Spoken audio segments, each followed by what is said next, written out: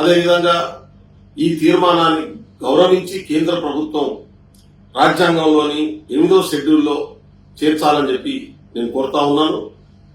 తెలంగాణ నుంచి బీజేపీ తరఫున ప్రాతినిధ్యం వహిస్తున్నటువంటి కిషన్ రెడ్డి గారు కావచ్చు, మంత్రిగా ఉన్నారు, బండి సంజయ్ గారు కావచ్చు, అదేవిధంగా ఎంపీలు కూడా కృషి చేయాల్సినటువంటి బాధ్యత వాళ్ళ మీద ఉంది.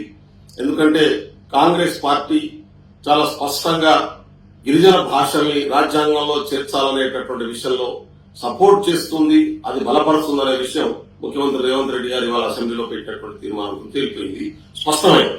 బీజేపీ కూడా తన రాజకీయ విధానాన్ని స్పష్టం చేయాల్సినటువంటి అవసరం ఉంది.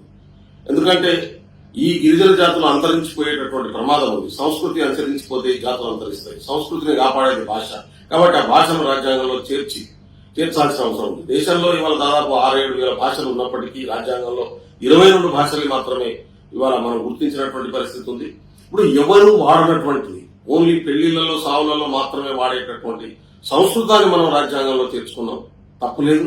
సంస్కృతాన్ని అందరం గౌరవిస్తాం. ఇవాళ ఎవరు ఇళ్లలో సంస్కృతంలో మాట్లాడతారని నేను అనుకోను.